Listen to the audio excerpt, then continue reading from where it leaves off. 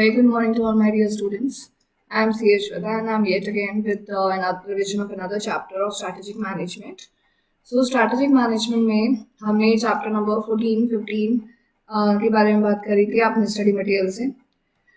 So a quick recap. आपके strategic management, which is 40 marks, there are 6 chapters, right? So chapters are starting from chapter number 11 in your study material. 11 to 13, I am presuming it is easy, but a lot of students are saying that I should take these chapters also. So surely I will be taking those chapters also, right? And 14, 15, 16 are important chapters, are lengthy chapters also with some jargon language, technical language, right? So we are done with 14, we are done with 15. Today we are talking about 16, analyzing strategic edge, right? So there are a lot of concepts in chapter number 16 which we are going to talk about today, and chapter number 11, 12 and 13 we will surely talk about in the next video, and we'll complete those chapters also, right?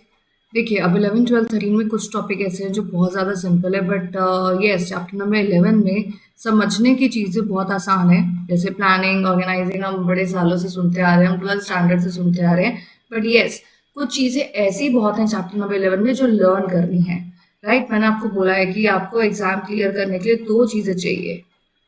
पहला है learning and second is understanding, right?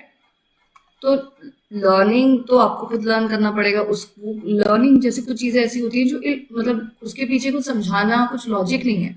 जैसे mister Kurt Lewin ने ये concept दिया, या Peter Drucker ने ये book लिखी 1985 में, उस बुक का नाम ये है, तो ये तो लर्न करना पड़ेगा ना कि बुक कब लिखी थी. 1985 में लिखी थी. किसने ये बुक लिखी थी? पीटर ड्रकर ने लिखी थी. बुक का नाम क्या है? ये नाम है.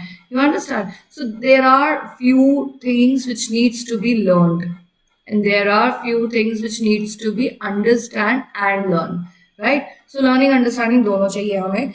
14, 15, 16 is more of understanding and 11, 12, 13 is more of learning, क्योंकि तीनों 11, 12, 13 में conceptual wise simple है, but learning के लिए बहुत सारी चीजें.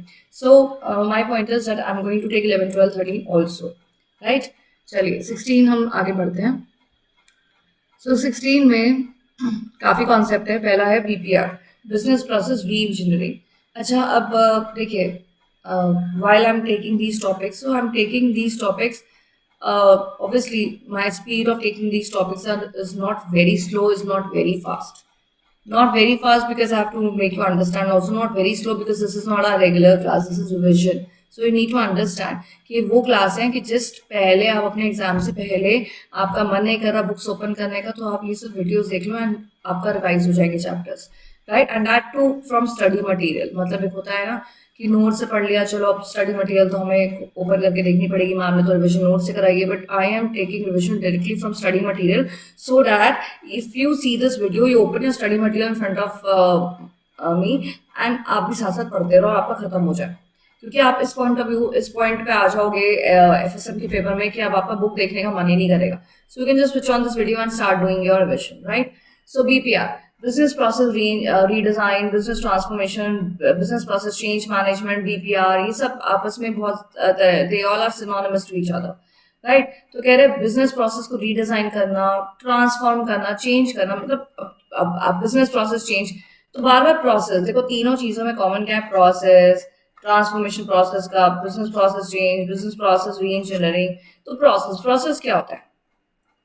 अब ये पेन बना रही हूँ मैं, ये कंपनी, मेरी पेन बनाने की कंपनी, अभी भी मैं पेन ही बना रही हूँ, पर ये जो प्रोसेस था जैसे पेन बनाने का, ये टच पेन बनाने का, ये प्रोसेस पहले बड़ा लेंदी प्रोसेस है, इसमें बहुत सारा स्टाफ था, मेरा बहुत लेबर कॉस्ट लगता था, बहुत बिजली पानी का खर्चा लगता था. अब मैं इस प्रोसेस को थोड़ा रीडिजाइन कर रही हूँ सो डैट ये ज्यादा भी बने, कॉस्ट इफेक्टिव बने और एफिशिएंसी हो इस प्रोडक्ट के बनने में. प्रोडक्ट को चेंज नहीं कर रही, I am not redesigning my product, I am redesigning, I am री इंजीनियरिंग द प्रोसेस. ठीक है, अंडरस्टैंड? तो What do they do is, so primary objective क्या होता है बीपीआर का, एलिमिनेट रिडंडेंसीज एंड कॉस्ट, क्योंकि प्रोसेस कॉस्ट से ही जुड़ा होता है, ठीक है। तो अगर एग्जाम में कोई क्वेश्चन आता है कि बीपीआर का मेन ऑब्जेक्टिव क्या है, earn profit, bring change in product, bring innovative product and eliminate enterprise cost, so your answer will be eliminate enterprise cost, क्योंकि प्रोसेस से जुड़ी हुई कॉस्ट है। और किसी भी चेंज के बारे में लिखा, आपका प्राइमरी ऑब्जेक्टिव कॉस्ट से रिलेटेड होता है, और रिडंडेंसीज मतलब कुछ भी रुकावटें जो प्रोसेस में आज तक आई हैं तो उनको कम करना, राइट। तो बीपीआर में कह रहे हैं, as per hammer and champi 1993 BPR उन्होंने बोला था, इज द फंडामेंटल रीथिंकिंग, दोबारा से सोचिए कि इस प्रोसेस में क्या करना चाहिए, रीडिजाइन करिए प्रोसेस को, रेडिकल इंप्रूवमेंट्स लाइए प्रोसेस में, सो डैट आपको कॉस्ट, क्वालिटी, सर्विस, स्पीड सब चीजें बेहतर मिले। अच्छा, प्रोसेस को रीडिजाइन करो तो स्पीड भी बढ़ेगी, ऐसा तो नहीं कि आप पहले कोई प्रोसेस करते थे वो 2 घंटे में हो जाएगा, अब जो नया इंजीनियरिंग कर रहे हो उसमें 5 घंटे लगेंगे, तो कोई भी प्रोसेस ऐसा तो इंजीनियर नहीं करेंगे आप जिसमें ज्यादा समय लगे, ज्यादा समय मतलब ज्यादा कॉस्ट। तो कोई भी प्रोसेस को री इंजीनियर आप इसलिए नहीं करोगे कि उसकी क्वालिटी खराब हो जाए, उसकी स्पीड उल्टा कम हो जाए, कॉस्ट बढ़ जाए, नहीं। तो ये तीनों चीजें एनहांस ही होगी तभी आप प्रोसेस को री इंजीनियर कर रहे हो। अब हमें याद रखना हैमर एंड चैम्पी का नाम, ठीक है। तो बीपीआर की बात जब भी आएगी हमें किसका नाम याद रखना, Hammer and Champy, right, Hammer and Champy. मैं से रट रहा हूँ, बोलो बोलो, हैमर, चैम्पी, बीपीआर, तीनों बोलो। आपको रट देखो कुछ चीजें क्या होती है ना, हमें करनी पड़ती है, मेमोराइज करनी पड़ती है, कुछ निशानी बनाओ कि कैसे मैं हैमर, चैम्पी, एचएनसी को याद रखूं, राइट, बीपीआर को कैसे कैसे मैं जोड़ूं कि मुझे याद रहे हैमर, चैम्पी। देखो ऐसा नहीं है, आप बहुत बार चीजें याद करते हो और आपको याद हो भी जाती है, बस आपको थोड़ा सा रेपिटेशन की जरूरत पड़ती है। जैसे वीडियो के बाद थोड़ी देर बाद मैं आपसे पूछ रहा हूँ बीपीआर में क्या नाम था, हैमर एंड चैम्पी। ना याद आए तो दोबारा बुक ओपन कर लेना। तो when you will be opening your book again and see the name of the name की बीपीआर किसने प्रोपाउंड किया था, तो आपको दोबारा जब आप देखोगे फिर याद हो जाएगा। फिर शाम को अपने आप से पूछो बीपीआर का क्या था। और मैं आपको सबसे अच्छी बात बताऊं कि आप एमसीक्यू जब भी आप वीडियो देख रहे हो, सपोज आप देखो, मैं तो वीडियो बनाते बनाते इतने क्वेश्चंस नहीं फ्रेम कर सकती हूँ, लेकिन आप अपने सामने एक रजिस्टर रखिए जब मैं पढ़ा रही हूँ आपको, और छोटे छोटे क्वेश्चंस बनाइए। जैसे मैंने भी बताया, हैमर चैम्पी ने ये बीपीआर के बारे में बोला, सो आप एक क्वेश्चन बनाइए, हु प्रपोज्ड बीपीआर। मतलब प्रपोज तो नहीं बोल सकती हूँ मैं, प्रपोज नहीं करा, but who gave the definition of BPR, ऐसा क्वेश्चन लिखो मेरे सामने। फिर अब मैं सारे क्वेश्चन मैंने बोला ना, वीडियो के साथ साथ नहीं बना सकती, आप बनाइए। ये तो मैंने आपको एग्जांपल दिया, in which year definition of BPR was given, who gave the definition of BPR and which year, ठीक है ना, ऐसे लिख दिया। अगला क्वेश्चन मैं कुछ पढ़ा रही हूँ तो उसमें लिख लिया अगला क्वेश्चन। तो ऐसे ऐसे क्वेश्चन बनाते रहे, पढ़ते पढ़ते आप लोग अपने रजिस्टर में क्वेश्चन बनाइए। इससे क्या होगा, जब आपकी वीडियो खत्म हो जाएगी और जब आप ये चैप्टर कर रहे होंगे, जैसी वीडियो खत्म होगी ना, इस क्वेश्चन के आंसर अपने आप से पूछिए, अपने आप से ये सारे क्वेश्चन के आंसर्स पूछिए। जो याद रह गया बहुत अच्छी बात है, जो याद नहीं रहा उसको दोबारा देख लीजिए कि क्या सही आंसर है।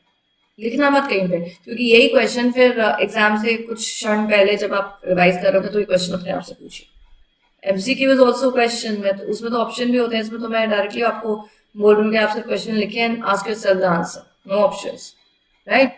तो ये this practice is really going to help you out in MCQ में। इनफैक्ट ये मेथोडोलॉजी मैं लॉ के स्टूडेंट्स भी बोलती हूँ सब्जेक्टिव पेपर में, क्योंकि आपको लिखना तो पड़ता है फैक्ट्स के बारे में। बहुत बार लैंग्वेज हम फ्रेम कर लेते हैं, पर सपोज आप जैसे फैक्ट्री एक्ट लिख रहे हो, कौन से साल में आया था, साल ही नहीं पता होगा, तो आप आगे क्या लिखोगे, 1948। उसके बाद आप उसमें लिख रहे हो कि कितनी क्या फैसिलिटी होती है, वेलफेयर एक्टिविटीज क्या होती है, सोशल सिक्योरिटी लेजिस्लेशन कौन से है। तो ये छोटे छोटे क्वेश्चन जब पता होंगे तभी तो आप आंसर फ्रेम कर पाएंगे। तो छोटे छोटे क्वेश्चन बनाना बहुत जरूरी है, फैक्ट्स पता होना बहुत जरूरी है।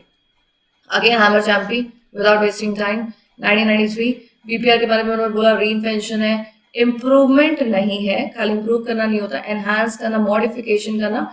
ये एक ऐसा process, BPR is a process जिसमें आप कोर कॉन्सेप्ट पे ध्यान दे रहे हो। We discuss Adam Smith's notion of division of labor and specialization as applied in the form of breaking work into simplest tasks. Instead, Hammer and Champy define business process as a collection of activities that takes kind of input and create output. तो यहाँ कहते हैं जैसे Adam Smith ने एक बोला है कि स्पेशलाइजेशन के हिसाब से काम डिवाइड कर दो सब ठीक होगा, लेकिन यहाँ पे हैमर चैम्पी बोलते हैं कि बहुत बार ऐसा होता है कि due to changes in the environment, due to law, any change, that could be any factor, जिसकी वजह से प्रोसेस पुराना हो सकता है।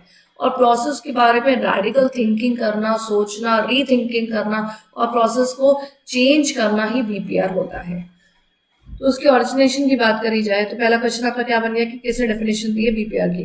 बीपीआर पॉपुलर कब हुआ था वर्ल्ड में? नेक्स्ट क्वेश्चन आपका 1990 में। मैं बस इतना बोलूँ नेक्स्ट क्वेश्चन में, बार बार again you can understand, I can write down because it will take lot of time otherwise, right? In which year BPR came into the world? 1990s. Exact year is not there, but 1990s. Inspired by the article called "Re-engineering Work, Don't Automate, Obliterate," an article in Harvard Business Review in July-August 1990. Now this is something to remember, right? So BPR world में कब आया था? 1990s में आया था। तो ये 1990s में ये शब्द कब आया था? हार्वर्ड बिजनेस रिव्यू के एक आर्टिकल में जुलाई अगस्त में 1990 में एक आर्टिकल आया था, BPR work, reengineering work, don't automate, obliterate. इसका मतलब ये ऑटोमेशन सिस्टम नहीं है, इस पर दोबारा रीथिंकिंग करनी होती है, रीडिजाइनिंग करनी होती है अपने प्रोसेसेस को, अपने बिजनेस के प्रोसेस में। अच्छा, बिजनेस में कितने प्रोसेस होते हैं? बहुत होते हैं। अकाउंटिंग, फाइनेंस, मार्केटिंग, सेलिंग, बड़े सारे प्रोसेस होते हैं, प्रोडक्शन प्रोसेस। सो आप किस प्रोसेस में री इंजीनियरिंग कर रहे हो? So that is something, you know, to put up a question कि हर प्रोसेस में नहीं होता, कौन से प्रोसेस में कर रहे हैं, right? And this article was published in Harvard business review by Michael hammer, the then professor of computer science at MIT. Massachusetts institute of technology में प्रोफेसर थे माइकल हैमर। उन्होंने बिजनेस रिव्यू में, Harvard business review में अपना एक article लिखा था, री engineering work, don't automate, obliterate. तो ये इनके इस आर्टिकल के बाद बीपीआर लाइमलाइट में आया था। तो कितने सारे क्वेश्चन बन गए? 4-5 क्वेश्चन तो बन गए। डेफिनेशन बीपीआर की किसने दी है? कौन से साल में दी है? बीपीआर वर्ल्ड में कब आया था? 1990s में आया था। कौन से कहाँ पे आर्टिकल लिखा गया था? हार्वर्ड बिजनेस रिव्यू पे। As we are not well. Article का नाम क्या था? री engineering work, don't automate, obliterate. उसके 5 क्वेश्चन बन गए हैं। छठा क्वेश्चन कि बिजनेस रिव्यू में ये आर्टिकल किसके द्वारा आया था, पब्लिश किसके द्वारा हुआ था? By Michael hammer. Michael hammer कौन थे? प्रोफेसर थे कंप्यूटर साइंस के। कहाँ पे? MIT में। इतने सारे क्वेश्चन बन गए। तो आज इस question, this is MCQ paper, you have to use this methodology. लिखिए जल्दी जल्दी, मतलब आप तो आराम से अपनी स्पीड में क्वेश्चन लिख सकते हो, but write down these questions. Underlying principle is that manager must demolish such components of work and do not make any value addition further, automating it if it possible. At the core, PPR was viewed as a revolutionary, fast track and drastic change process. Obviously, process में change लाना, पर बस इन keywords हैं, change लाना process में, ठीक है ना? Fundamental changes, organization structure में, management system में. After evolution, again, Hammer Champion ने बोला, हम बात कर चुके हैं. After evolution of the concept, BPR was successfully implemented by high-profile organization. Hallmark ने implement किया था, Hallmark company ने, greeting card company है. सिमिलरली कोडाक ने इम्प्लीमेंट किया था, हॉलमार्क ने इम्प्लीमेंट किया था। एंड उसके बाद with further more with the advent of ERP which enable electronic communication across company business processes, BPR got more popularity. क्यों पॉपुलैरिटी क्यों आ गई थी? मतलब इलेक्ट्रॉनिक कम्युनिकेशन से बीपीआर में क्या पॉपुलैरिटी आ गई? अब आप एक बात बताइए, पहले कितने सारे प्रोसेस थे उसमें ना, जैसे एक प्रोसेस चल रहा है, ठीक है, चल रहा है, सालों से चलता रहा है, लेकिन अब ई कम्युनिकेशन आ गया, इलेक्ट्रॉनिक टेक्नोलॉजी आ गई, जिसकी वजह से काफी चीजें डिजिटल हो गई। तो डिजिटलाइजेशन की वजह से काफी प्रोसेसेस ऑब्सोलीट हो गए, तो उनमें चेंजेस आ गया। तो तभी प्रोसेस की जब चेंज की बात आती है तो बीपीआर की बात आती है। तो बीपीआर का कॉन्सेप्ट कह रहे हैं कि इलेक्ट्रॉनिक कम्युनिकेशन के बाद भी बहुत ज्यादा उसको एक बूम मिला, एक बहुत ज्यादा एक स्टार्ट मिला है। क्यों बीपीआर करना चाहिए? जब हमें बीपीआर का मतलब पता है तो ऑब्जेक्टिव भी पता ही है, इफेक्टिवनेस बढ़ता है, एफिशिएंसी बढ़ती है। ये 2 चीजें हैं जो हर चीज से बढ़ती है, प्लानिंग से भी बढ़ती है, हर चीज से बढ़ती है। कॉस्ट सेविंग, देखो कॉस्ट एक बहुत इंपॉर्टेंट कीवर्ड है बीपीआर का, क्योंकि प्रोसेस से जुड़ा हुआ क्या है? Cost. Meaning, provide more meaningful work to employees, क्योंकि आप प्रोसेस को री इंजीनियर कर रहे हो तो प्रोसेस में कोई कमी होगी, तभी आप री इंजीनियरिंग कर रहे हो। तो प्रोसेस में जब आप कमी को दूर करोगे तो डेफिनेटली एम्प्लॉइज के लिए ज्यादा मीनिंगफुल काम रहेगा और बेकार का काम नहीं रहेगा। To be more adaptable, flexible towards future changes, तो फ्यूचर ओरिएंटेड ही होता है बीपीआर। कुछ चेंजेस आए हैं, डिजिटाइजेशन हो गई, कुछ हुआ, तभी तो हम बीपीआर कर रहे हैं। तो बिजनेस ग्रोथ और एक्सपेंशन होती है। तो her again objective is something like very easy, right? Typology पढ़ना जरूरी है। अगेन अब मैं आपसे क्वेश्चन पूछूं, बीपीआर किसने दी थी डेफिनेशन? Hammer and champion. कौन से साल में? 1993। आर्टिकल कौन सा था? री engineering work don't automate obliterate. कहाँ आया था? हार्वर्ड बिजनेस रिव्यू में। कौन से ईयर में? 1990 जुलाई अगस्त 1990 में। किसके द्वारा आया था? Michael hammer. कौन है वो? कंप्यूटर साइंस के प्रोफेसर एमआईटी में। Just ask those question. ये लिखे हुए ना सामने अपने, मैं तो खुद ही क्वेश्चन बना के पूछ लिया अपने आप से। क्वेश्चन जो लिखे हुए तुरंत टॉपिक खत्म होता है कि अपने आप को just close a book, close a video, like after video and ask this question to yourself कि आपको याद है। टाइपोलॉजी, टाइपोलॉजी का मतलब, टाइपोलॉजी किसने दी है? अर्ल ने दी है। मैंने इसलिए रिव्यू लिया क्योंकि नेक्स्ट कॉन्सेप्ट आ गया अर्ल। अर्ल ने 1994 में टाइपोलॉजी दी। टाइपोलॉजी का मतलब है एरिया, स्कोप ऑफ वर्क। कि बीपीआर बीपीआर तो बोल रहे हो पर कि सारे प्रोसेस को चेंज कर देंगे, ऐसा तो नहीं है। कौन से प्रोसेस में चेंज करा जाए जिसमें कमी होगी, तो ये कैसे पहचाने? तो अर्ल ने बहुत ही डिटेल्ड स्टडी करी है टाइपोलॉजी पे। Typology is the scope of business, कि कहाँ बीपीआर करना चाहिए, राइट। तो यहाँ कह रहे 4 स्ट्रैंड टाइपोलॉजी है और बीपीआर प्रोजेक्ट्स में विच अप्लाइड अक्रॉस द ऑर्गेनाइजेशन, जिसमें 4 टाइपोलॉजी है, 4 जगह आप बीपीआर कर सकते हैं। कोर प्रोसेस में, कोर प्रोसेस क्या होता है? जो मेन प्रोसेस है जिससे जिससे काम हो रहा है। सपोर्ट प्रोसेस मतलब जो मेन प्रोसेस को करने के लिए जो प्रोसेस करे जाते हैं, सपोर्ट प्रोसेस। नेटवर्क, बिजनेस को बढ़ाने के लिए जो प्रोसेस होते हैं उसमें को चेंज लाए। देखो, हमारा मेन प्रोडक्ट का प्रोसेस बिल्कुल ठीक चल रहा है, उसमें कोई कमी नहीं है, हमारे नेटवर्क में दिक्कत है, तो नेटवर्क प्रोसेस में बीपीआर करें। नेटवर्क प्रोसेस में दिक्कत नहीं है, मार्केटिंग बहुत अच्छी कर रहे हैं, लेकिन हमारे प्रोडक्ट में दिक्कत है, तो मेन कोर प्रोसेस में ध्यान दें। कोर प्रोसेस तो बिल्कुल ठीक है, लेकिन जो हमारा सपोर्ट प्रोसेस है, बैक ऑफिस वर्क है, मतलब हमारा प्रोडक्ट बहुत अच्छा है लेकिन कस्टमर केयर अच्छा नहीं है, तो सपोर्ट प्रोसेस पे ध्यान दीजिए। सपोर्ट, प्रोडक्ट, नेटवर्क सब अच्छा है, लेकिन हमारी मैनेजमेंट में लड़ाइयाँ होती रहती हैं जिस वजह से बिजनेस फैक्टर है, तो मैनेजमेंट प्रोसेस में ध्यान दीजिए।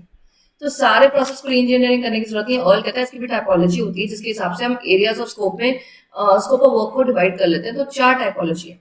कोर वर्क, कोर को करने के लिए सपोर्ट वर्क, सपोर्ट को करने के लिए आपका नेटवर्क। देखो, जब एक प्रोडक्ट बनता है, ठीक है, तो वो मेन प्रोसेस से बनता है, फिर उसको करने के लिए हमें सपोर्ट प्रोसेस चाहिए होते हैं, बैक ऑफिस वर्क। फिर हमारा जो प्रोडक्ट बन जाता है हम उसको बढ़ाते हैं, तो नेटवर्क की बात आ जाती है, और जब बढ़ता है तो कंप्लेन भी आती है, तो मैनेजमेंट का काम बढ़ जाता है। तो चारों टाइपोलॉजी याद करना बहुत ईजी है। Core process, support process, network process and then your management process, ठीक है ना। अब देखिए अपना एक एक उसके नीचे की चीजें मैं बहुत डिटेल में समझाने लग जाऊंगी तो it will take lot of time, right. Again क्योंकि रिविजन है, हालांकि मैं अपने बहुत कंट्रोल करती हूँ कि नहीं नहीं नहीं, थोड़ा मेन चीजों पे फोकस करना है।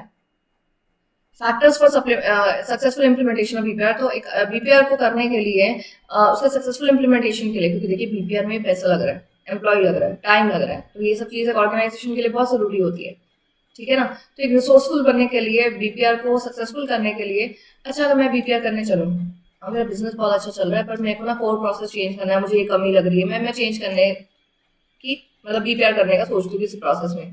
बीपीआर है क्या? चेंजेस लाना एग्जिस्टिंग प्रोसेस में, राइट। तो मैंने सोचा, अब जब मैंने अपने कोर प्रोसेस पे ध्यान दिया, उसमें पैसा लगाया, एक स्टाफ, एक टीम बनाई, सब कुछ करा, पर जब मैंने प्रोसेस चेंज करा तो मुझे उल्टा लॉस होने लग गए, दैट बैकफायर्ड।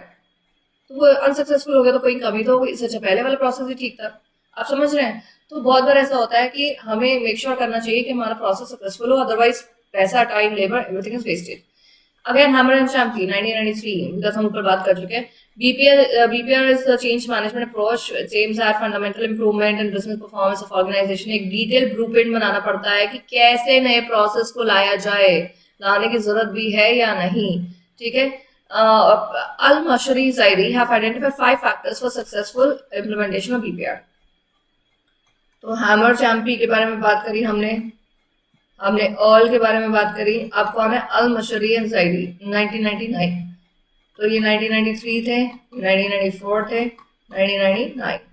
अल-मशरी एंड ज़ाइरी, अल-मशरी ज़ाइरी ने 1999 में बोला 5 चीज़ है जिसके लिए ना बीपीआर करने के लिए बहुत जरूरी है। चेंज इन मैनेजमेंट, भाई पहले मैनेजमेंट की थिंकिंग में चेंज लाओ। अगर मैनेजमेंट ही अपने में चेंज नहीं लाएगी तो प्रोसेस में कैसे लाएगी। अपने कॉम्पिटेंसीज पे ध्यान दो, अपने स्ट्रक्चर पे ध्यान दो। स्ट्रक्चर तुम्हारे 4 लोग हैं और तुम अलग टीम तो खाली बीपीआर के लिए बना रहे हो, मेन काम इफेक्ट नहीं होगा। प्रोजेक्ट मैनेजमेंट के लिए सोचो क्या रिसोर्सेज चाहिए, कितना समय चाहिए, राइट। आईटी सब स्ट्रक्चर्स, तो इलेक्ट्रॉनिक कम्युनिकेशन के लिए आपको आईटी स्ट्रक्चर भी चाहिए, इससे सक्सेसफुल बीपीआर हो पाएगा। अगर आप इन पांचों चीज़ों पे ध्यान देंगे तो आपका बीपीआर बहुत अच्छे से होगा। मैनेजमेंट, उसके कॉम्पिटेंसीज, फिर स्ट्रक्चर, फिर प्रोजेक्ट और फिर आईटी स्ट्रक्चर। ठीक है, तो एग्जाम में क्वेश्चन आ सकता है कि किसने दिए थे फैक्टर्स, अल-मशरी अल-ज़ाइदी ने दिए थे, कौन से साल में, 1999 में। कितने फैक्टर दिए थे, 5 दिए थे। 5 फैक्टर क्या है, हमारी मैनेजमेंट में चेंज लाओ, change in management perspective, management structure, organisation competencies, management competencies, organisation structure, project and then IT structure.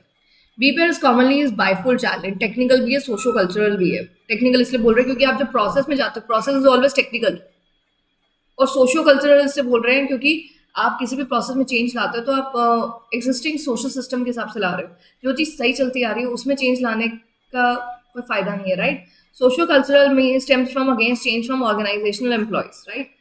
There are the reason for failure of BPR may be like employees कह रहे हैं हमें तो process change ही नहीं चाहिए, अगर ये process change हो गया तो हम काम नहीं करेंगे, तो employees resistance, communication breakdown, employ आप प्रोसेस चेंज करो, एम्प्लॉय को कम्युनिकेट नहीं हुआ ठीक से कि क्या करना है, तो उसमें भी एक अनसक्सेसफुल हो सकता है।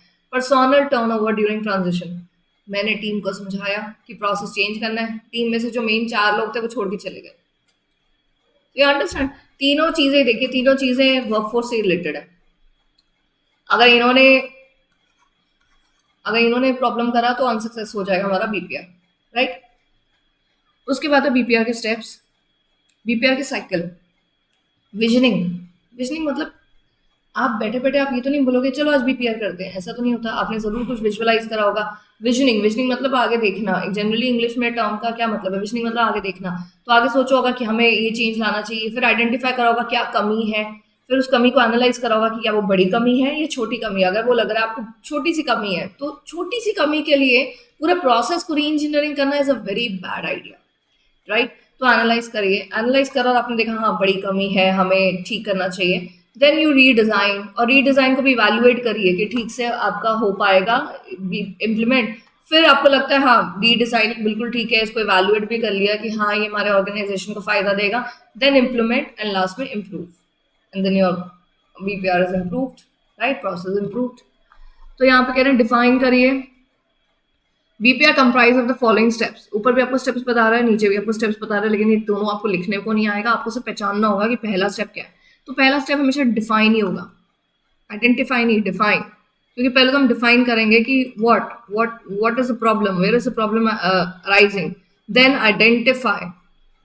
अब मैं कह रही हूँ देखो हर किसी का पर्सपेक्टिव डिफरेंट होता है। आज अगर हम कुछ डिस्कशन करेंगे तो मेरा पॉइंट ऑफ व्यू डिफरेंट होगा, आपका डिफरेंट होगा, 50 लोग हैं, 50 लोगों के डिफरेंट पॉइंट ऑफ व्यू होंगे, राइट। तो हम हर किसी के पॉइंट ऑफ व्यू से तो चलेंगे नहीं, पहले हम डिफाइन करेंगे कि दिक्कत क्या है, उसके बाद आइडेंटिफाई करेंगे कस्टमर नीड्स की, क्या हम जो सोच रहे हैं वो कस्टमर की नीड्स को अफेक्ट तो नहीं करेगा, तो उसको आइडेंटिफाई करो। उसके बाद एग्जिस्टिंग प्रोसेस को स्टडी करो, फिर फॉर्मुलेट करो रीडिजाइन प्लान। देखिए अब मैं अंदर का इसलिए नहीं बता रही क्योंकि we have discussed in the normal class everything, this is revision, right. So I am like justifying every time about me that this is revision and we are talking about every topic and we are covering everything but not in too detail because it's a revision class. So define, so अगर exam में question आता है rearrange the steps of BPR, तो पहला क्या होगा, define, identify, कि आप पहले डिफाइन करो कि क्या दिक्कत है, क्या ऑब्जेक्टिव है, क्यों चाहते हैं हम बीपीआर। आपने फिर आइडेंटिफाई करा कस्टमर नीड की, क्या हमारी कस्टमर नीड्स अफेक्ट तो नहीं हो रही हैं अभी, राइट। ये करने के बाद अगर आपको लगता है कि yes you need a change, then अभी एग्जिस्टिंग प्लान देखो, अपना एग्जिस्टिंग प्रोसेस देखो, फिर नया प्रोसेस रीडिजाइन करो। और जब आपको सब कुछ ठीक लगता है, फॉर्मुलेट के साथ आपको एनालाइज भी करना पड़ता है कि नया डिजाइन बिल्कुल ठीक है या नहीं, उसके बाद implement, right. The last step is implement. Infosys की case study only for the reading purpose, I would say Infosys ने बीपीआर किया था। बीपीआर किसने किया था, हॉलमार्क ने किया था, कोडैक ने किया था, एकदम बड़े बड़े ऑर्गेनाइजेशन ने स्टार्ट कर लिया था। तो client business need, Infosys role, just for the reading purpose, exam में नहीं आता। बीपीआर फोर्ड ने भी अपने बीपीआर करा था, अपना अकाउंट्स पेबल केस स्टडी जो था। चलो ये एग्जाम में क्वेश्चन आ गया, जो अकाउंट्स पेबल केस स्टडी है वो कौन सी कंपनी ने मतलब अकाउंट्स पेबल प्रोसेस में कौन सी कंपनी ने बीपीआर किया था, तो आंसर इज फोर्ड, ठीक है ना। तो only for the reading purpose, exam में क्वेश्चंस नहीं आते हैं केस स्टडी को लेके, ये तो सिर्फ आपको बताया जा रहा है कि ऐसा इन्होंने करा था, to give you more clarity, right. उसके बाद re engineering of the product development of Airbnb as a company, उन्होंने भी किया था, राइट। अगला कॉन्सेप्ट है बेंचमार्किंग। तो बीपीआर के बारे में अपने हमें सब क्लियर है। हैमर चैंपियन 1993, फिर 1990s पे आया था कॉन्सेप्ट, जब हार्वर्ड बिजनेस रिव्यू में आया था आर्टिकल। एमआईटी में काम करते हैं, प्रोफेसर थे कंप्यूटर साइंस के Michael Hammer, and then all, and then अल्जीरी, एंड जिन्होंने 5 फैक्टर्स दिए थे। टाइपोलॉजी ऑल ने दी थी, 4 typology. Just talk to you, जैसे मैं बोल रही हूँ वैसे अपने आप से ही पूछा करो कि हाँ मुझे सब कुछ याद है या नहीं। I've always told you 3 hours, read, revise, read करोगे फिर उसको रिवाइज करोगे and then it will be retained. So 3 hours are very important to give any MCQ, right? Benchmarking. Benchmarking शब्द जो है, अगर एग्जाम में क्वेश्चन है कि अपने प्रोसेस में कोई रेडिकल चेंज लाना है तो आपको सीधा बीपीआर ध्यान रखना चाहिए। अगर बोला जाए to find the best practice, मतलब अभी जो कर रहे हो उससे भी बेस्ट की तरफ जाना चाहते हो, तो आपके दिमाग में क्या आना चाहिए? बेंचमार्किंग। क्योंकि बेंचमार्किंग क्या होता है? It's a comparison tool. जब आप किसी को बेंचमार्क बना लेते हो कि मुझे इसकी इसकी इसकी परफॉर्मेंस तक पहुंचना है, जिसकी परफॉर्मेंस को जब किसी परफॉर्मेंस को आप बेंचमार्क बना लेते हैं, तो that process called benchmarking, where you finding the best practice. आप अपने से बेहतर ढूंढ रहे हैं, ये बेस्ट प्रैक्टिस है, मुझे ये करना है, तो ये बेंचमार्किंग है, राइट। तो यहाँ पे आपको कह रहा है अंडरस्टैंडिंग द टूल। यहाँ पे आपको in order to know the standing of one's business, it needs to be compare with the competitors. For example, आप टॉप मैनेजमेंट कॉम्पिटिटर्स कंपेयर कर रहे हैं, फिर उन्होंने देखा कि कॉम्पिटिटर हमसे बेहतर कर रहा है, तो उन्होंने उस चीज को अपना बेंचमार्क बनाया।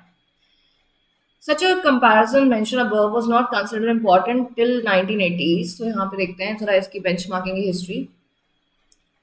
Reverse engineering 1950 to 1975, 76 to 86 competitive benchmarking, 82 to 86 process, 88 में strategic और 93 में global।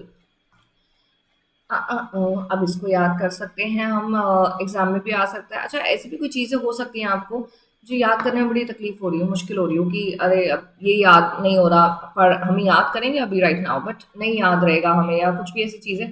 तो आप इतना समझिए कि सारे क्वेश्चन इसी टेबल से नहीं आने वाले, एक क्वेश्चन आ जाएगा, एक क्वेश्चन के चक्कर में बाकी चीज़ें तो हम बर्बाद नहीं कर सकते ना, राइट।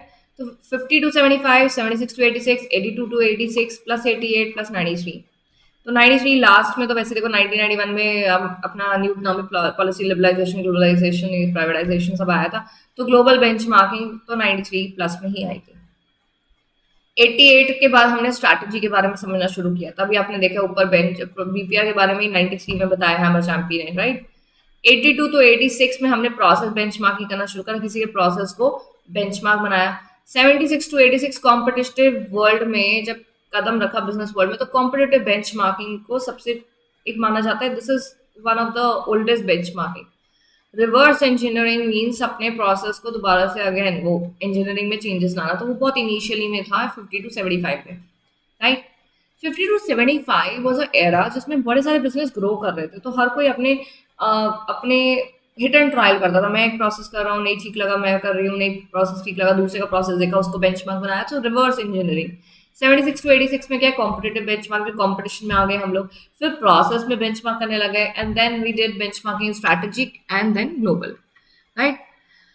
टाइप्स ऑफ बेंचमार्किंग में स्ट्रैटेजिक कह रहा है कि ये ऐसी बेंचमार्किंग जिसमें आप सबसे बेस्ट स्ट्रैटेजी देखते हो, नाम से पता चला। परफॉर्मेंस में होता है जब आप किसी कंपनी के प्रोडक्ट को पकड़ते हो और उसमें देखते हो कि उनकी परफॉर्मेंस अच्छी क्यों है, ऐसा क्या है। According to Bogan and English, the tool mainly focuses on product and service quality, feature, price, speed, reliability, design, customer satisfaction. Performance benchmarking. मेरा भी टच वाली कंपनी है, आपकी भी, ठीक है, लेकिन आपकी परफॉर्मेंस बहुत बेहतर है, आप एक क्वार्टर में करोड़ों रुपए कमा रहे हो, लेकिन मैं नहीं कमा रही, ठीक है ना। तो यहाँ पे मैं आपको परफॉर्मेंस बेंचमार्किंग में मैं आपकी परफॉर्मेंस को इवैल्यूएट करके देखूंगी कि what is lacking in me, right. और बोगन इंग्लिश बोलते हैं कि जब परफॉर्मेंस की बात आती है, डेफिनेटली प्रोडक्ट की क्वालिटी, ये सब चीज़ के बारे में बात आती है, क्योंकि परफॉर्मेंस प्रोडक्ट से रिलेटेड ही है ना, या सर्विस से रिलेटेड ही है। तो बोगन एंड इंग्लिश ने परफॉर्मेंस बेंचमार्किंग के बारे में बोला है। अच्छा, सबसे पहले पढ़ना जरूरी। 3 major type of benchmarking identified by Tomi and Bogan and English. Right. Tomen Bogan English, TBE, आपको याद रखना है whenever it comes about benchmarking. सबसे पहले ऊपर तो मैंने बताना भूल गई, तो बीपीआर में हम हैमर चैम्पी का नाम याद रखते हैं, वैसे ही बेंचमार्किंग में हमने 3 नाम याद रखने हैं, bromine, Bogan and English. Bromine, Bogan and sorry Tomin, Bogan and English. एक तो नाम भी ऐसे ना, I pity on you people, कैसे याद रखे, अब इतने अजीब अजीब नाम है, सीता गीता मीता तो हम याद रख लेंगे, ये कैसे याद रख लेंगे, Tom and Bogan English, right. But देखिए करना तो है ना। तो टॉम एंड बोगन इंग्लिश ने 3 मेजर हमें बेंचमार्किंग के टाइप दिए। बोलते हैं बेंचमार्क बनाइए, ज़रूर बनाइए। बेंचमार्क बनाने से या क्या होगा, आपको एक टारगेट मिलेगा कि हाँ हमें उस लेवल तक पहुंचना है। तो बेंचमार्किंग में स्ट्रैटेजिक, परफॉर्मेंस और प्रोसेस, ये 3 मेजर टाइप की बेंचमार्किंग है। टाइप ऑफ बेंचमार्किंग तो अभी और भी आगे आप पढ़ सकते हैं, लेकिन कह रहे हैं टोमीन, बोगन और इंग्लिश ने बोला है कि 3 बेंचमार्किंग है, strategic, process and performance, SPSP, process, strategic and performance. Process को किसी के बेंचमार्क बनाओ, किसी की स्ट्रैटेजी को, अरे ये स्ट्रैटेजी दे रहा है, बाय वन गेट वन करता है, इसका प्रोडक्ट तो इस सीजन में भी बहुत बिकता है, तो मैं भी ऑफ सीजन में ना बाय वन गेट वन करूंगा, दिस इज स्ट्रैटेजी। इसकी परफॉर्मेंस एक क्वार्टर में इतने सेल्स गई है, तो मुझे भी अपनी परफॉर्मेंस इंप्रूव करनी पड़ेगी। तीसरा, प्रोसेस, इनका प्रोसेस तो बड़ा फास्ट है, ये तो 2 दिन में ये प्रोडक्ट बना लेते हैं, मेरे को तो 4 दिन लग जाता है, तो इनकी तो बहुत कॉस्ट बचती होगी, तो मैं भी अपने प्रोसेस में कुछ चेंज लाता हूँ इनकी तरह। प्रोसेस बेंचमार्क, सपोज मेरी इंडस्ट्री है और मेरी इंडस्ट्री के प्रोसेस में काफ़ी टैक्स लोकल टैक्स खर्च हो रहा है, लेकिन मैं देख रही हूँ जो मेरा कॉम्पिटिटर है वो भी यही काम करता है, लेकिन उसका जो प्रोसेस है वो SEZ एरिया में है या किसी ऐसे एरिया में जहाँ टैक्स एग्जाम्पशन है। तो मैंने सोचा कि हाँ इससे तो टैक्स बचता है, तो मैंने उसके प्रोसेस को बेंचमार्क बनाया, ठीक है। मैंने उसकी परफॉर्मेंस, उसका जो रिजल्ट है उसको बेंचमार्क बनाया। मैंने उसकी स्ट्रैटेजी, जो मार्केटिंग स्ट्रैटेजी, नेटवर्क स्ट्रैटेजी, उसको बेंचमार्क बनाया। तो टोमीन, बोगन एंड इंग्लिश बोलते हैं 3 टाइप की बेंचमार्किंग है, राइट। तो याद रखेंगे हम। अप्रोचेस, अच्छा अप्रोच और टाइप दोनों में फर्क होता है। टाइप मतलब मैं इस चीज में बेंचमार्क बना रही हूँ, और बेंचमार्क क्या है, फाइंडिंग द बेस्ट प्रैक्टिस। अभी तो पढ़ा था हमने ऊपर कि finding the best practice and implementing is the benchmarking, ठीक है। फाइंडिंग द बेस्ट प्रैक्टिस तो किस चीज में फाइंड करें, स्ट्रैटेजी में, प्रोसेस में या परफॉर्मेंस में, ठीक है। अब करें कैसे बेंचमार्किंग, इंटरनल बेंचमार्किंग करें। इंटरनल बेंचमार्किंग क्या होता है, जो आपके रीजनल बाउंड्रीज में है। एक्सटर्नल बेंचमार्किंग क्या होता है, जब आप कॉम्पिटिटिव, आप देखिए क्या इंटरनल बेंचमार्किंग क्या है, जब आप अपने ही लोकल प्रोडक्ट्स उसमें किसी को बेंचमार्क बनाते हो। एक्सटर्नल कॉम्पिटिटिव बेंचमार्किंग क्या होता है, जिसमें कॉम्पिटिटर को बेंचमार्किंग बनाते हो। कॉम्पिटिटर की क्या स्ट्रैटेजी, प्रोसेस या परफॉर्मेंस को।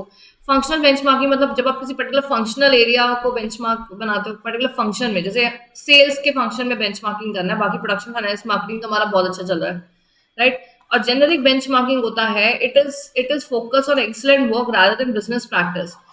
जेनरिक मतलब ये आया कहाँ से, इसका ये बना कहाँ से, ठीक है। तो ये इसमें क्या है ना, जैसे अगर मैं सपोज देख रही हूँ कि ये कंपनी बहुत अच्छी चल रही है, तो उसकी परफॉर्मेंस प्रोडक्ट नहीं देख रही, मैं जेनरिक के थ्रू देख रही हूँ कि ये इसकी स्टार्टअप कैसे हुई, राइट। तो आप अगर यहाँ पे देखेंगे तो this table is really going to define you this, sorry. अब यहाँ पे देखिए बेंचमार्किंग के बारे में हमने क्या क्या पढ़ा। बेस्ट बिजनेस प्रैक्टिस होता है, best business practice find out करिए और उसको अपना बेंचमार्क बनाइए, ठीक है, और उस तक लेवल तक पहुंचिए। तो उसके 3 टाइप होते हैं, स्ट्रैटेजिक, परफॉर्मेंस एंड प्रोसेस। किसने दिए हमें, TBG ने, टोमीन, बोगन एंड इंग्लिश, ठीक है। टोमीन, बोगन एंड इंग्लिश ने हमें ये 3 बेंचमार्किंग टाइप्स दिए। इनको करने के लिए आप इंटरनल, एक्सटर्नल, कॉम्पिटिटिव, फंक्शनल या जेनरिक तरीका यूज कर सकते हो। इससे रिजल्ट क्या मिलेगा आपको, superior performance, right. Advantage, disadvantage ऐसी चीज़ें जो ऐसे में तो मुझे लगता है कि बस जल्दी जल्दी करनी चाहिए, क्योंकि बहुत ईजी है, ईजी टू अंडरस्टैंड है, प्रॉपर्ली हो तो लो कॉस्ट होता है, इनोवेटिव आइडियाज मिलते हैं ऐसे, क्योंकि आप दूसरे से कंपेयर करो, दूसरे की लेवल तक पहुंचो, क्या पता आप उससे ही बेहतर कर लो, ठीक है ना, राइट। जैसे मैंने सपोज कोई कोई रेसिपी सीखी, ऐसा वैसा होता है, I am usually good in this, मैं कभी कोई रेसिपी सीखती हूँ मैं उससे अच्छा बना लेती हूँ, मैं अपनी तारीफ खुद कर रही हूँ। Increase awareness, facilitates cooperation, so these are the advantages. Disadvantage क्या क्या है, इसके लिए बेंचमार्किंग पार्टनर ढूंढिए। पता चले तुम किसी को टारगेट बना रहे हो, वही अगर अपनी कुछ चीज़ों में फेलियर है, तो आप बेंचमार्क किसको बना रहे हो, ये बड़ा ज़रूरी है। कभी-कभी रॉन्ग पर्सन नहीं, सॉरी, रॉन्ग प्रोसेस, परफॉर्मेंस या स्ट्रैटेजी को बेंचमार्क बनाने से आप बैकफायर हो जाते हैं। तो मेजर करना बड़ा मुश्किल हो जाता है कभी-कभी। Hire consultant, you may need a consultant, huge cost, and again employees resistance to change, employees resist कर सकते हैं कि हमें ये नहीं करना। बेंचमार्किंग व्हील, तो बेंचमार्क करने के लिए, अच्छा, बेंचमार्क है क्या? Finding the best business practice, ये रहा फाइंड। अगर एग्जाम में क्वेश्चन है plan, find, collect, analyse and improve, this is the process of dash, BPR, benchmark, six sigma, 4 option दिए। जहां ये फाइंड आ जाए ना, बेंचमार्किंग, क्योंकि फाइंडिंग, अगेन डेफिनेशन पे, finding the best business practice, तो पहले प्लान करिए that you want to benchmark, you want to improve, ठीक है। अच्छा, मेन ऑब्जेक्टिव होगा हमारा इम्प्रूव। अगर हमें कोई मतलब ही नहीं हम सही चल रहे हैं, हमें किसको बेंचमार्क नहीं बनाना, तो अलग बात है। लेकिन जब आप इम्प्रोवाइज करने का सोचते हो, तभी तो बेंचमार्किंग ख्याल में आएगी। देन यू विल फाइंड कि क्या बेंचमार्क करो, then you will collect information. अगर आप बोलो कि मैम मैं ना मिस्टर ए को बेंचमार्क बना रहा हूँ अपना, तो बना रहा हूँ मतलब क्या, उसकी इन्फॉर्मेशन कलेक्ट करोगे ना, कि वो क्या करता है, क्या उठता है, क्या खाता है, क्या पीता है, उसका रूटीन क्या है, आपको उसकी तरह बनना है, तो you will collect, you will analyze means now you will see that what you should be doing to reach that level, and then improve, जो हमारा मेन ऑब्जेक्टिव था, ठीक है ना। केस स्टडी, जीरोक्स कंपनी का बहुत नाम आता है when it comes to benchmarking. So again case study है। नेक्स्ट कॉन्सेप्ट है हमारा TQM, total quality management. So अभी तक हमने क्या क्या पढ़ा है? अभी तक हमने पढ़ा है, क्या पढ़ा है हमने पढ़ा है BPR, हमने पढ़ा है benchmark, BPR, Hammer Champy, 1993, 1990, MIT, computer science professor, Harvard business review, July to August 1990 में आया था, फ्लैशबैक, राइट। बेंचमार्किंग में हमने टॉमिन, बोगन एंड इंग्लिश के बारे में देखा। उन्होंने 3 मेजर बेंचमार्किंग बताई है। बेंचमार्किंग होता है finding the best business practice, right. So उसकी अप्रोचेज, उसके टाइप्स हमने करे। Another concept is TQM, total quality management. So total quality management एक डिग्री है जिसमें आप यूर अपनी परफॉर्मेंस को बढ़ा रहे हो, अपनी ओवरऑल क्वालिटी पे ध्यान दे रहे हो, ठीक है। इसलिए इसका नाम है total means complete, quality means एक तरह की, अच्छा, quality is something that can be felt, ठीक है। अब आप प्रोडक्ट लाते हो, आप जीन्स खरीद के लाए, जीन्स ए जीन्स बी, मतलब एक आप जिससे लाए हो, मिस्टर ए से लाए हो तो जीन्स ए का नाम देते हो, और एक जीन्स बी मिस्टर बी से लाए हो। दोनों दोनों अपने पर्पस को फुलफिल कर रही हैं। कपड़ों का पर्पस क्या होता है? जो हम अब पहनते हैं, we are covering our body, right. तो दोनों जीन्स अपना अपना पर्पस फुलफिल कर रही हैं, दोनों कपड़े से बनी है। Why are you judging both the jeans on the basis of quality, on the basis of usability? एक को धो दिया, उसका वो अजीब से उसके धागे निकल गए, खराब क्वालिटी है ए की, बी की क्वालिटी आपको चल रही है, राइट। तो कहने का मतलब होता है, तो यहाँ कह रहे हैं quality is a essence, it can be felt. And यहाँ पे टोटल क्वालिटी कह रहे हैं, टोटल मतलब पूरे ऑर्गेनाइजेशन में करिए। एक चीज की क्वालिटी को मैनेज करने से फायदा नहीं होगा अगर दूसरी चीज खराब होगी तो, ठीक है ना। ऐसे आप भी कभी महसूस करते होंगे, ऐसे बहुत सारे बिजनेस होते हैं जो बहुत बढ़िया है, उनका प्रोडक्ट बहुत ही अच्छा है, but due to some lack of management और स्ट्रैटेजी वो प्रोडक्ट पहुंच ही नहीं पाता दुनिया तक, और दुनिया को पता ही नहीं होता। और कुछ प्रोडक्ट्स ऐसे हैं जो इतने बढ़िया भी नहीं है, लेकिन उनकी अप्रोच और उनकी नेटवर्क इतने बढ़िया है कि एवरीबडी नोज अबाउट इट। सो ऐसा होता है। तो कह रहे हैं कि एक चीज़ की क्वालिटी मैनेज करने से कुछ नहीं होता, you have to ensure total quality management. And then we have American Society for Quality Control. याद रखेगा, PQM की डेफिनेशन किसने दी है? American Society for Quality Control. नाम से ये ऑप्शन में आएगा, हम सीधा मार्क कर देंगे, हाँ इन्होंने क्वालिटी मैनेजमेंट की डेफिनेशन दी है, राइट। ये बोलते हैं लॉन्ग प्रोसेस है, कस्टमर सेटिस्फैक्शन देखना जरूरी है, TQM के बहुत सारे बेनिफिट्स हैं, right. The methods of implementing this approach are found in the teachings of such quality leaders as Philip B. Crosby, W. Edward Deming, Armand Figbaum, Kaoru Ishikawa and JM Juran. नाम याद ही नहीं रह सकते। Anyway, TQM philosophy है जो कहता है do right things right the first time every time. Right चीज करिए, पहली बार कर रहे हैं लेकिन हर बार करिए। एक बार करने से कुछ नहीं होगा, बार बार करते रहना ही बेहतर होगा आपके लिए, right. ISO international standard define TQM as management approach होती है जिसे आप क्वालिटी पे एनहांस करते हो। अगेन सबकी डेफिनेशन तकरीबन सेम ही होती है।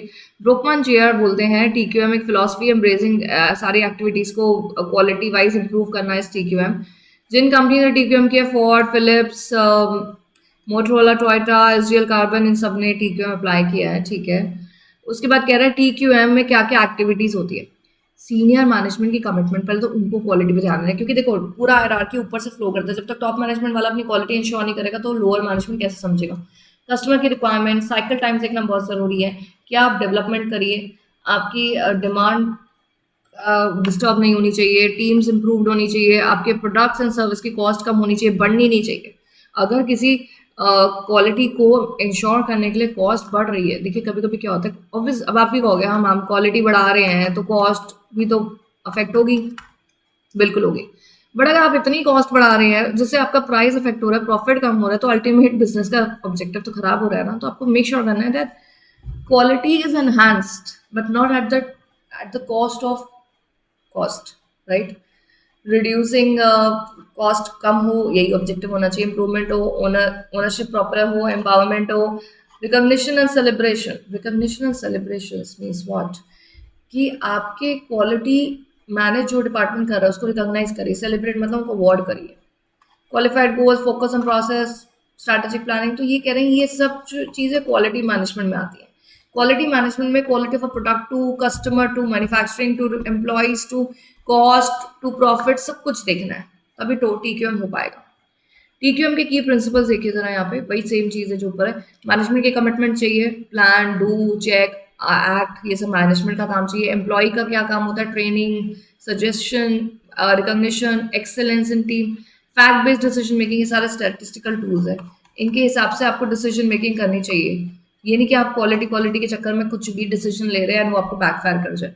Continuous improvement, customer focus should be there.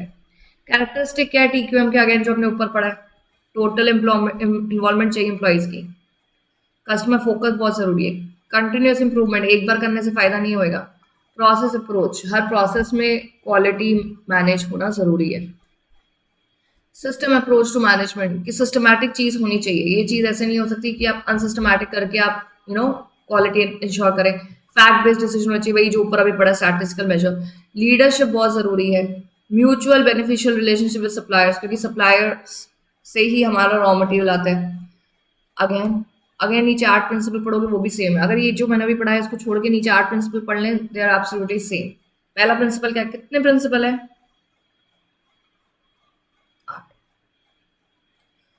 Customer, employ,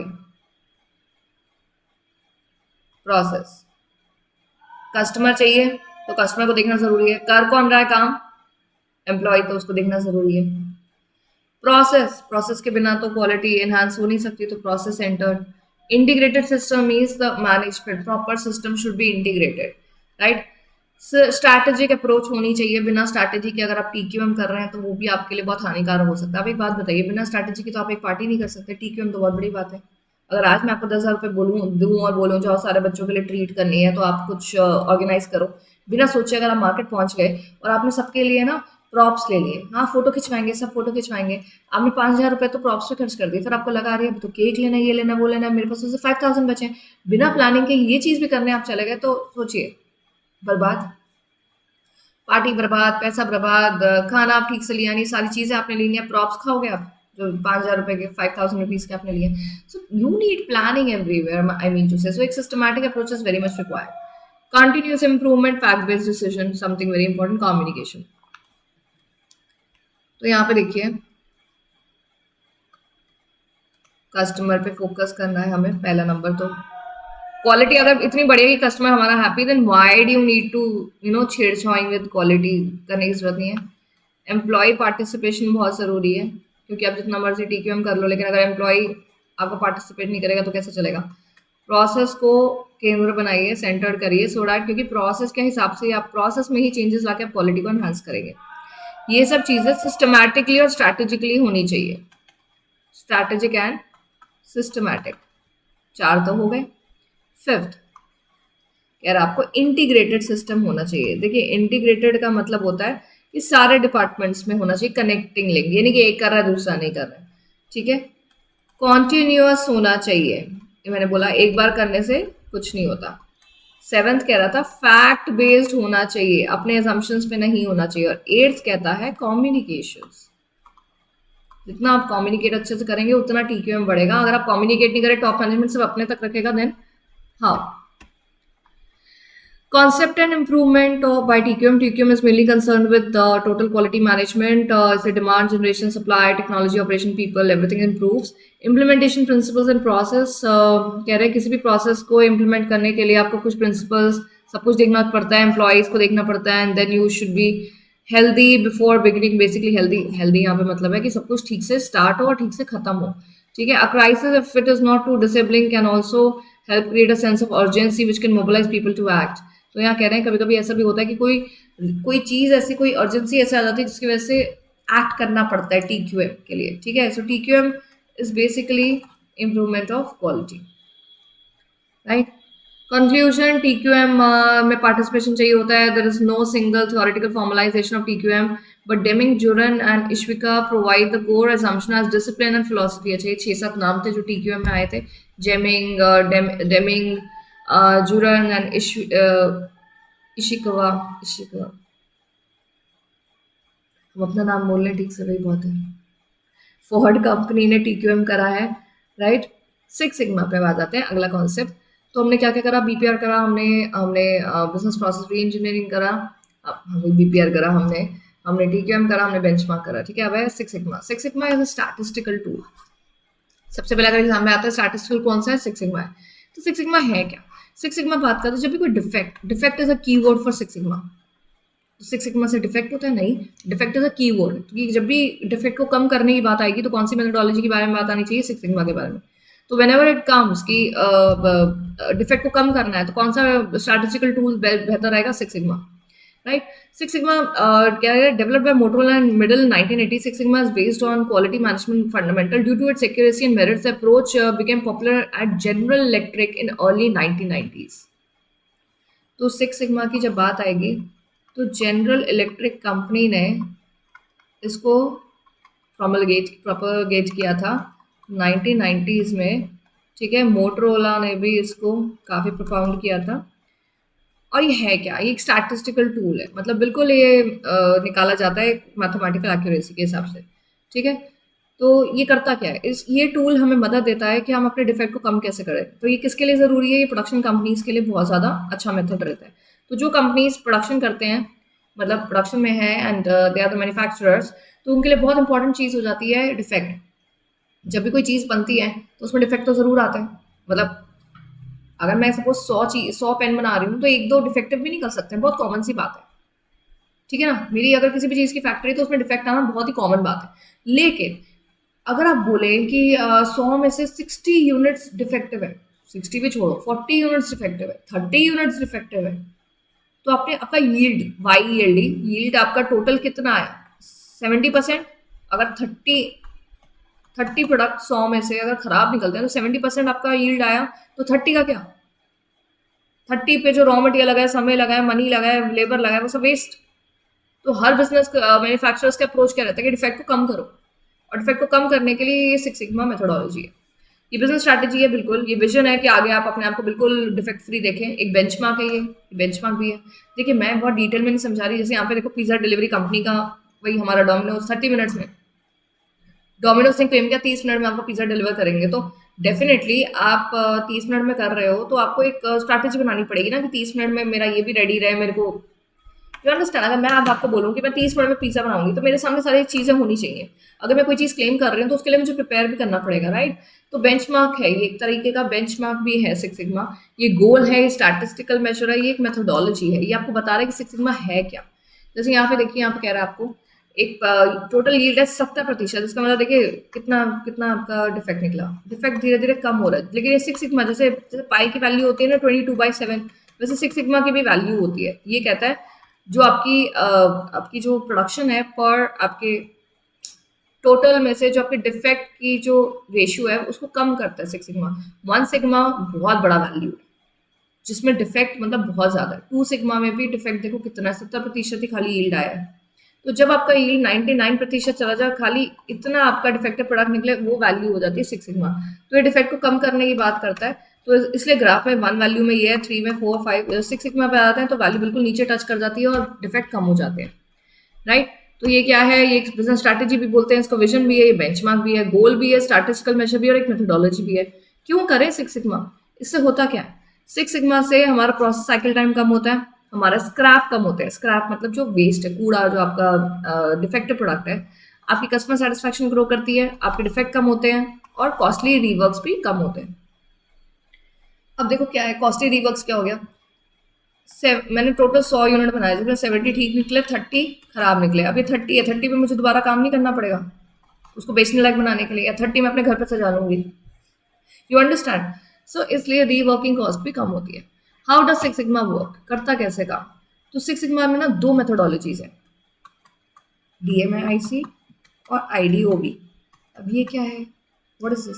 इसको समझने के लिए सबसे पहले समझना है कि आपकी कंपनी ऑलरेडी एग्जिस्टिंग है, चल रही है, लेकिन आप देख रहे हो कि बड़े सारे ना डिफेक्ट आ रहे हैं मेरे प्रोडक्ट में और मेरी कंपनी में कॉस्ट बढ़ रही है, तो कुछ करना चाहिए। तो आपको ध्यान आया, हाँ, सिक्स सिग्मा एक मेथोडोलॉजी, आपने एक स्ट्रैटेजिस्ट को अपॉइंट किया और उसने सिक्स सिग्मा इंप्लीमेंट करना शुरू किया आपकी कंपनी में, ठीक है ना।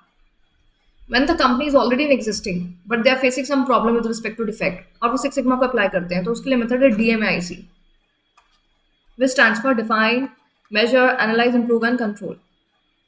ठीक है, नई कंपनी, एकदम नई कंपनी, नई मैन्युफैक्चरिंग यूनिट ओपन हुई है और उन्होंने अपने प्रोडक्शन को स्टार्ट करने से पहले ही सिक्स सिग्मा यूज कर लिया, तो उसके लिए है IDOB।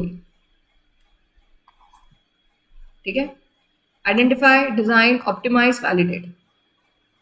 ठीक है, तो सबका प्रॉब्लम मतलब ये वही है। देखो, DMAIC कब यूज करते हैं, जब एग्जिस्टिंग ऑर्गेनाइजेशन है। IDOB कब यूज करते हैं, जब नई ऑर्गेनाइजेशन है। डिफाइन करिए प्रॉब्लम क्या है, मेजर करिए कि उसमें दिक्कत क्या है, उसको कैसे हम एक नंबर में मेजर कर सकते हैं। एनालाइज करिए कि क्या नई मेथोडोलॉजी इसको ठीक कर सकती है। इम्प्रूव, एनालाइज करिए कि कमी मतलब डिफेक्ट क्यों आ रहे हैं, इम्प्रूव करिए कि कहाँ पे इंप्रूवमेंट की जरूरत है, और मेक श्योर करिए कंट्रोल रहे, क्योंकि आज इंप्रूवमेंट लिया फिर कल छोड़ दिया तो दोबारा डिफेक्ट बढ़ जाएगा, तो कंट्रोल करना भी उतना ही जरूरी है। IDOB कह रहे हैं ये वो सिचुएशन है जब ऑलरेडी एक नया बिजनेस है और नए प्रोसेस वो डिजाइन हो रहा है, इस तरीके से डिजाइन हो रहा है कि उसमें सिक्स सिग्मा आ जाए। तो आइडेंटिफाई करिए कि आपका प्रोसेस क्या है, पहले तो आइडेंटिफाई करिए। नया बिजनेस है, मैं नया बिजनेस खोल रही हूँ, ठीक है, उसमें ही मैं स्टार्टिंग में ही सिक्स सिग्मा अप्रोच यूज करना चाहती हूँ, तो मेरे लिए कौन सी मेथड है, IDOB। तो मैं आइडेंटिफाई करूंगी, अपने प्रोसेस को डिजाइन करूंगी, शुरू में ही ऑप्टिमाइज करूंगी, उसको अपने बिजनेस में लाऊंगी और वैलिडेट करूंगी, मतलब लंबे समय तक वही चलाऊंगी। ठीक है, रिमेंबर दिस,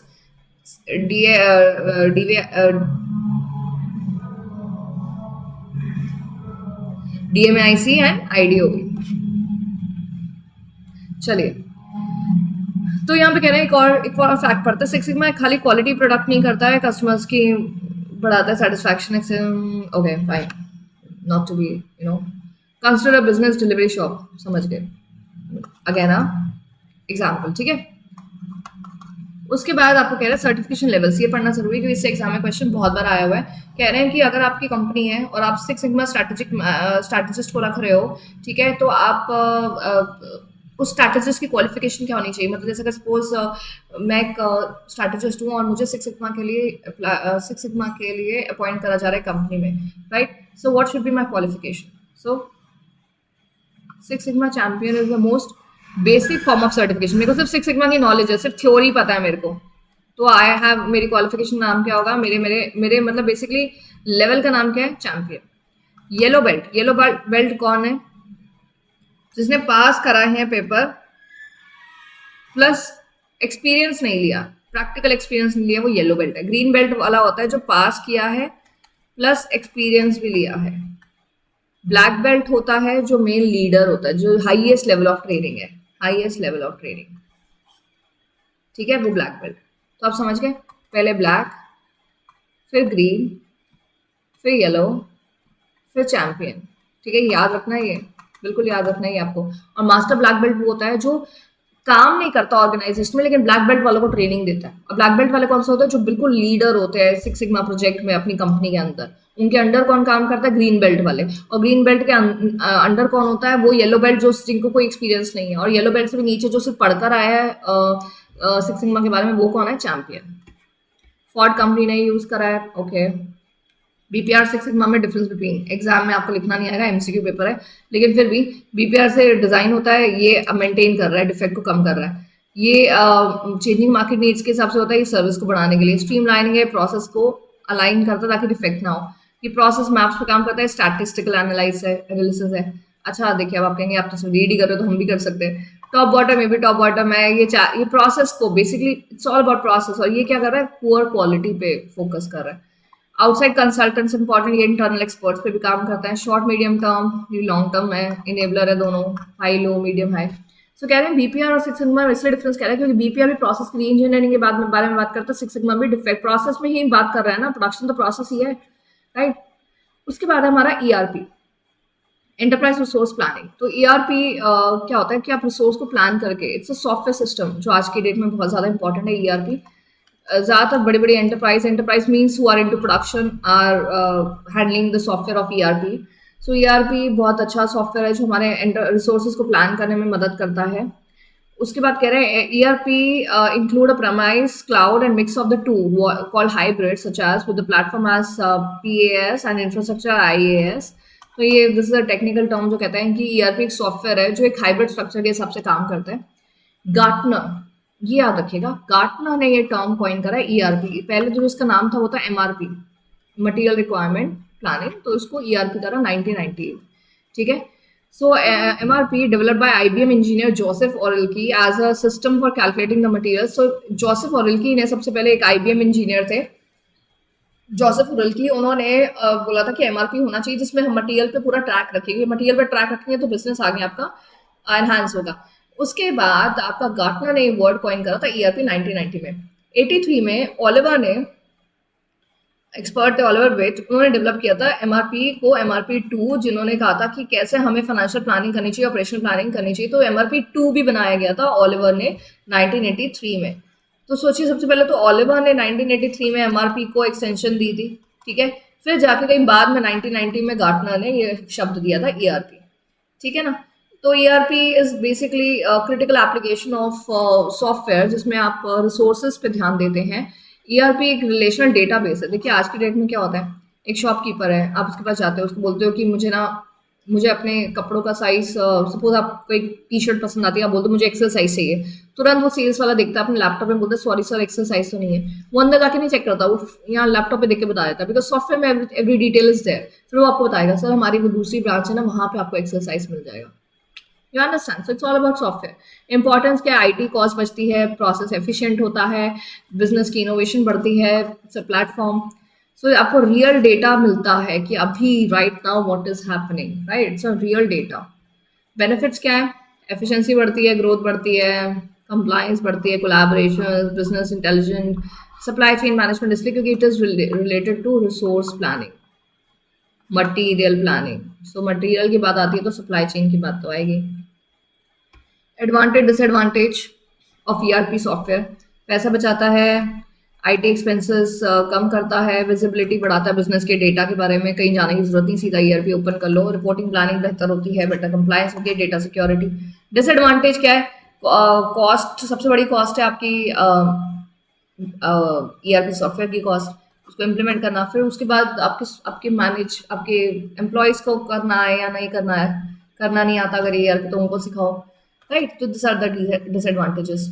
तो अभी तक हमने क्या बात करी? BPR, benchmarking, PQM, six sigma and then ERP. कितनी बातें कर लिया हमने। फिर है इंडस्ट्री 4.0, लेकिन अभी भी आपको बीपीआर याद रहेगा। बीपीआर आपको किसने दिया है? हैमर चैम्पी का नाम आता है बीपीआर में। तो इंडस्ट्री 4.0 की बात करते हैं। Industry 4.0 is all about digitization of manufacturing sector. तो डिजिटाइजेशन आज की डेट में everything is digital. All you want to know is कि यहाँ से प्रोडक्ट यहाँ आ रहा है, कोरियर सर्विस, ट्रैकिंग आईडी, आजकल सब कुछ बहुत डिजिटलाइज हो गया है।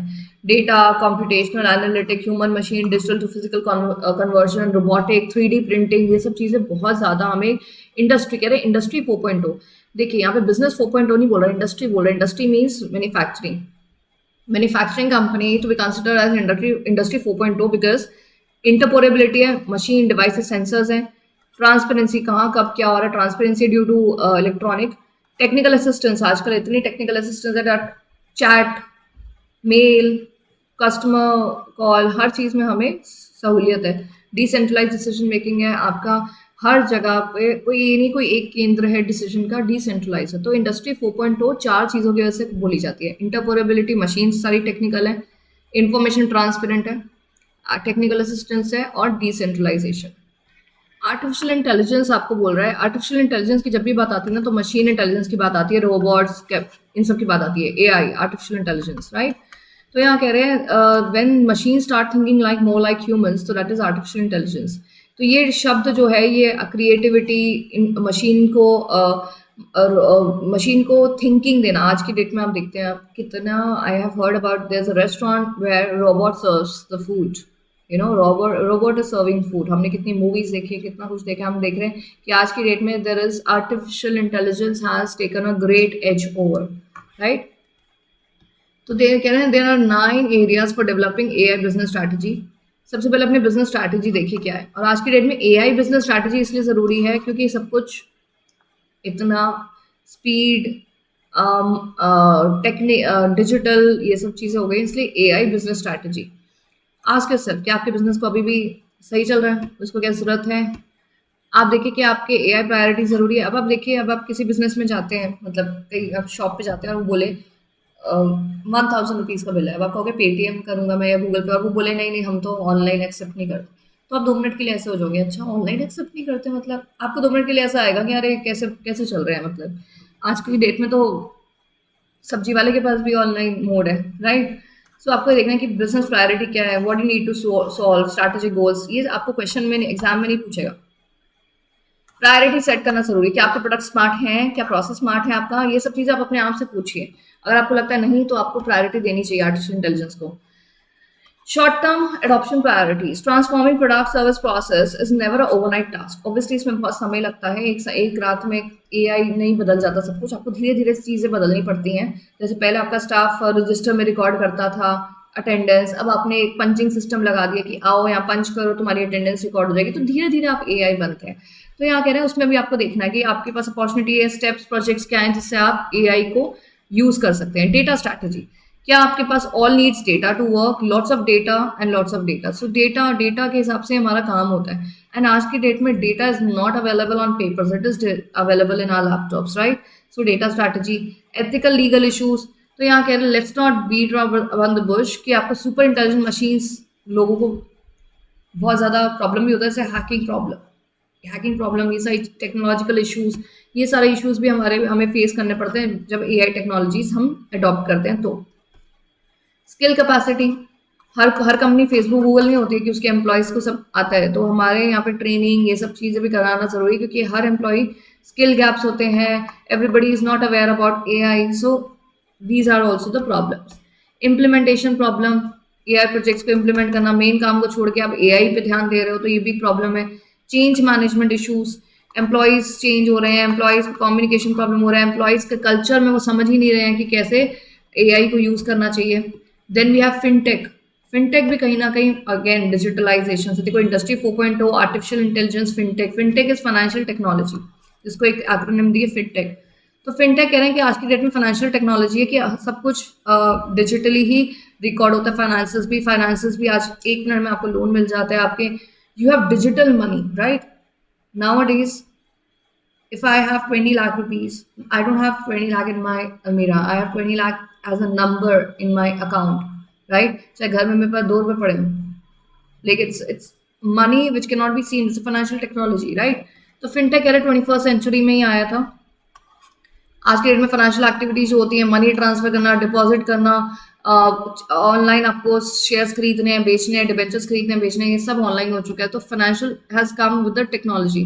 सब मोर कॉमन एग्जांपल है crypto currency, blockchain technology, smart contracts online जो होते हैं, ओपन बैंकिंग, इंश्योरटेक, रेगटेक, आपका robo advisers, unbank, under bank services जो आपको ऑनलाइन दे दी जाती है, साइबर सिक्योरिटी।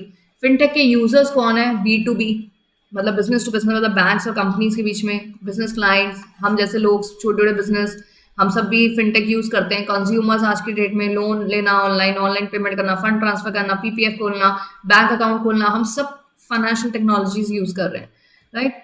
सो मोबाइल बैंकिंग ये सब चीज़ें कंज्यूमर ओरिएंटेड हैं। फिनटेक जो है वो आपका टू ऑफर लिटिल और older consumer because it fails to address their problems. तो यहाँ पे कह रहे हैं हाँ फिनटेक की एक प्रॉब्लम जरूर है कि जो पुराने आज भी जो हमारे पेरेंट्स हैं वो पासबुक की एंट्री करवाते हैं क्योंकि उनको ऐप यूज करना नहीं आता। तो there are problems also, right.